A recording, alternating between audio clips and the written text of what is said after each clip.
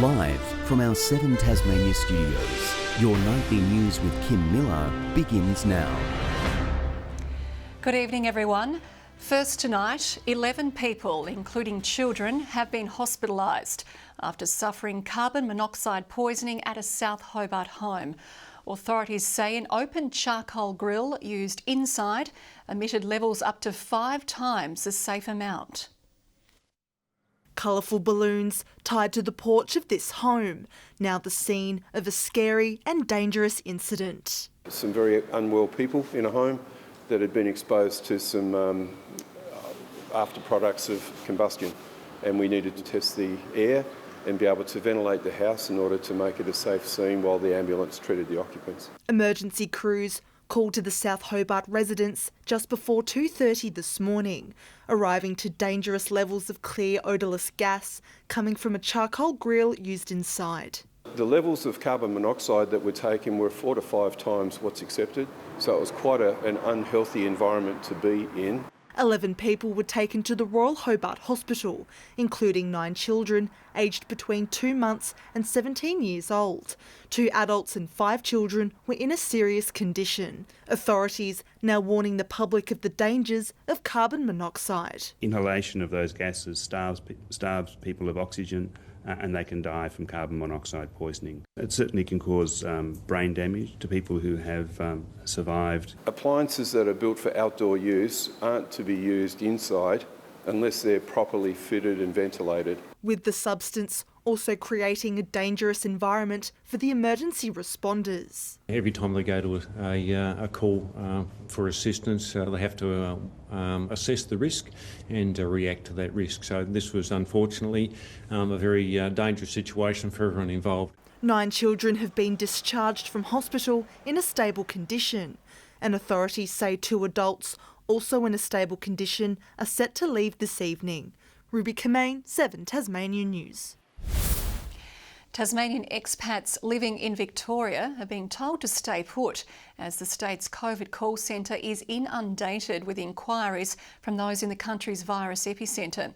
It comes as the first Virgin passenger flight to the state in months arrived this afternoon. Virgin touching down for the first time in 3 months. Passengers on a direct flight from Sydney to Hobart now bound for quarantine, some taking personal protection to the extreme.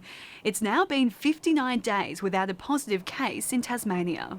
We're seeing in other jurisdictions how quickly coronavirus can spread, and it's important that we continue to remain aware of our own symptoms. 57,000 tests have been carried out since the virus hit our shores. We've got to keep looking for it. Public Health's revealed it's turned to a slimmer swab for testing. This is particularly reassuring for parents because I know that it can be distressing for kids. So having a swab that is less uncomfortable should hopefully remove any barriers or concerns to people in the community. There are quality assurance techniques built into this so that the laboratory can tell if the swabbing is inadequate. As Victoria grapples with its second wave of outbreaks, authorities have revealed an increasing number of Victorians are attempting to make a dash south. There has been thousands of calls made by Victorians wanting to look at the situation in Tasmania. We do know that there are a number of former Tasmanians who are living in Victoria and have some connection with Tasmania wanting to come back. But the strong message is, if you can stay in Victoria and not put pressure on our system, we'd much rather you abide by what's happening in Victoria. In New South Wales, the hotel COVID cluster deepens. 28 people have now been linked to an outbreak at Casula's Crossroads Hotel in Western Sydney. There is no doubt that the impact of what's happening in Victoria has impacted New South Wales, and that's why we are in a state of high alert. We are now at a very different phase in the pandemic when the vast majority of cases in Australia are from community to community transmission, and that impacts the way in which we deal with the disease. A nearby aged care home is also in lockdown. One of the cases visited the Preston's Lodge residential aged care facility during his infectious period. South Australia has followed our lead, delaying a decision on its borders. The state hasn't recorded a new case in more than a fortnight. What we don't know at the moment is how many people have become infected from this super spreader event which occurred in New South Wales. So we need some time to look at the results and to plan for the lifting of the borders, but they will not be lifted on Monday. As for restrictions being eased further here in Tasmania, back to more restrictive measures, most notably in Victoria. And I think Tasmania is going to be in a better position if we hold the line and recognise that we're going to need some restrictions in place for the long term. Letitia Wallace, 7 Tasmania News. 2 hooded thieves have been caught on camera breaking into a Launceston hair salon. CCTV shows the robbers making their way into the Tamer Street store early yesterday morning. The culprits took off with around $4,000 worth of straightening irons and blow dryers in the space of just 3 minutes. Owner Jessie O'Donoghue says she's devastated after being targeted twice in the past 4 months.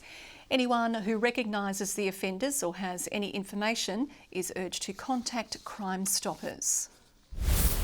The state government has revealed 2 potential designs for the long-awaited replacement of the Bridgewater Bridge, and one includes knocking down the current heritage-listed crossing. For more on this story, our reporter John Hunt joins us. John, good evening. What's the latest development with the project? Kim, the government has released the required specifications for a replacement bridge before selecting a final design. It's effectively a wish list for what they want the bridge to include, like a minimum design speed of 80 km and 2 lanes in each direction. It's released 2 high-level concept designs meeting the requirements, including this, a replacement next to the existing bridge, or what it calls Option 1, demolishing the current bridge, with the replacement aligning with the causeway. Previous plans had flagged retaining the heritage-listed lifting span that was constructed in 1946. The government says geotechnical, heritage and environmental investigations are continuing. It's now seeking requests for proposal from the private sector, with work due to begin in 2022. And Kim, it says a $500 million project would be completed by 2024. Marion Bay's Falls Festival is the latest victim of the pandemic, with the event being cancelled indefinitely. The event's organisers say this is not goodbye, but a see you soon to Tasmania, hoping to bring it back in the future. Falls Festival will still go ahead in New South Wales, Victoria and Western Australia at the end of this year. The festival has taken place in Tasmania since 2003. Hobart's northern suburbs could hold the key to how we better manage dementia in aged care residents. Modelled on Moona and Glenorchy, Australia's first dementia village has today opened its doors after years of anticipation. There's a spot for shopping and a hub for hair. The only thing missing are the people. 8 years after the first ideas came to light, we are finally standing in Australia's first dementia village. Common areas are filled with items and objects to match the lives of residents, but they'll also be matched with neighbours whose values they might share. Building small houses around cul-de-sacs was another key feature. So the reason behind cul-de-sac is if you took an aerial shot of Glenorchy Moona where we are, that's what you see in the local area. So it's about trying to be representative and familiar for those that live here. More than 400,000 Australians live with dementia. Researchers estimate 60% of aged care residents have the disease. And we haven't really built those structures or provided a model of care that helps promote their autonomy. The site will be carefully examined to see what works and what doesn't. 96 people will be able to call it home. Keeping families visiting is also vital. It can be really daunting sometimes going into an aged care facility, and I totally understand that. So this is an environment we want people to get excited to come and have a coffee. Sean McComish, 7 Tasmania News. A Hobart charity which arms women with the tools to re-enter the workforce is bracing for a surge in demand as it reopens its doors. Dress for Success says the full effects of COVID-19 on Tasmania's workforce are still to come. You only have one chance to make a first impression. This charity makes sure you get it right. Dress for Success in Hobart is helping women prepare for employment, clothing them for job interviews and updating their CV. It just gives them the confidence that somebody else is in their corner, supporting them to get a job. It makes them feel like that they can actually achieve their goals and get a job if that's what they're looking to do. Volunteers are sorting more than 1,000 donated outfits at the Henry Jones Art Hotel. The charity is only just resuming operations, shutting down less than 5 months after opening its doors as a result of the pandemic. I think that there are women in our community that have found themselves unemployed, that have never been without a job before. So I think the demographic and the type of client that we will see is very different going forward. Businesses are partnering with the charity to help it continue to operate. There's a lot of disadvantaged women out there that don't have the same opportunities as others. Applications to volunteer or to donate can be made through the Dress for Success website. Help comes in more forms than simply what you can see. Not only with things like the clothing, but also other support in being confident in attending interviews. Elizabeth O'Neill, 7 Tasmania News. After watching on in round 1, the Kingborough Tigers are raring to go as they prepare to open their 2020 TSL season this weekend at home to North Hobart. Their coach impressed with the Demons' fight against reigning Premier North Launceston last week, saying stopping their running game will be critical. While 6 clubs finally got the TSL underway last week, Kingborough was waiting on the boundary. A bye saw it sit out round 1. However, the Tigers coach was still a keen observer. Been able to sit back and analyse the numbers and look how teams are playing. But yeah, it's a great resource, and it also, it gives that accountability now. And after watching this week's opponent, North Hobart, he says they have their work cut out for them. They move the ball quick, so we've got to get those defensive actions right, of trying to slow down some of that ball movement, and then try and play our game as well. Gaining 5 players from the Devils program this year, they'll also have former Gold Coast Suns player Mackenzie Willis to call on once he finishes his mandatory COVID-19 quarantine. Even if it only is for 10 games, the things that he's going to teach Lockie Clifford, Will Campbell, those guys, can only help our club. North Hobart came within 10 points of the reigning premier last weekend, but the coach says the time for honourable losses has come to an end. I'm probably a little bit sick of, getting a pat on the back for good effort. Like, we're at a stage now where we want to be winning games of football, and I made sure the boys knew after the game that we weren't happy. The Twin Ovals wasn't a happy venue for the Demons last year, losing both matches by more than 10 goals. They gave us a couple of touch-ups down there last year, so we're under no illusions that it's going to be a really hard game down there, and they're hard to beat on their home turf. John Hunt, 7 Tasmania News. With just one game separating the top 3 teams in the Southern Hockey League, players say it's crunch time this weekend.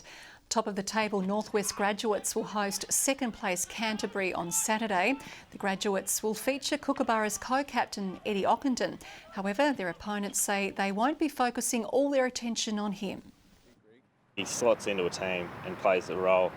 So we really sort of just have to distribute our numbers all over the park just to cover all areas. Both teams recorded wins last round, with Northwest easing past University, while Canterbury defeated reigning Premier Derwent. Star Tassie Mayor Mystic Journey has had her first public run since March, taking part in an 800-metre trial in Devonport. The All-Star Mile winner covered the distance in cruise control, crossing the line in 4th. Trainer Adam Trinder has told Tas Racing Mystic Journey is likely to head to Melbourne to race next month, but Trinder is unlikely to travel with her. Good evening. King Island, our top today with 14 degrees. Hobart recorded 10.7, but that sounded a bit cold, so we rounded it up to 11. Launceston and Devonport 13 today, and Burnie 12. Lyoweeney the low with -7. Smithton, Low Head, St Helens and Flinders Island 13. Friendly Beaches 12. Strawn 11. Ooze 10 and Grove 9. We did have some low cloud covering the eastern half of the state, along with the Bass Strait Islands today, all pretty still in that easterly airstream. That cloud also touching the Victorian coast as well. Mid to low level cloud along the New South Wales coast. The rest of the country cloud free apart from the southern tip of WA. Tomorrow a ridge of high pressure extends over Tasmania, South Australia and as far north as Queensland. A trough crosses the Bight. Winds east to southeasterly and up to 15 to 20 knots over eastern waters, along with a 2 to 3 metre swell there. Variable winds inland to 5 knots. Hobart expecting 11 with a light shower tomorrow. Possible light shower for Geeveston too after a foggy start. 11 the top as well. 8 the high for Bothwell. Launceston 12 and cloudy. Partly cloudy for Devonport. 12 as well and 11 for Cressy. Burnie tomorrow expecting a top of 12 and partly cloudy. Strawn 11, Curry on King Island 13 degrees. St Helens tomorrow light showers and 12. Swansea the same, 11 the top for Orford. On Thursday fine and partly cloudy, maybe a light shower over the east and southeast. Fine and partly cloudy on Friday with light northeasterly breezes, and on Saturday showers over the north extending to central and western areas late morning. A possible shower for Perth. Fine for Adelaide, Melbourne and Canberra tomorrow. Showers again in Sydney and sunny in Brisbane. Cloudy at the moment, 8 degrees in Hobart, clear in Launceston, 8 at the moment as well, and 7 right now in Devonport. As we hit the mid part of winter, Kim, hasn't been too bad, a bit chilly but quite bearable, considering you're normally overseas for this period of time of the year. Oh, you are. I love being in Tassie and the weather's been gorgeous, these sunny blue skies that we've had. That's your news for now. I'll be back later with updates. Good night.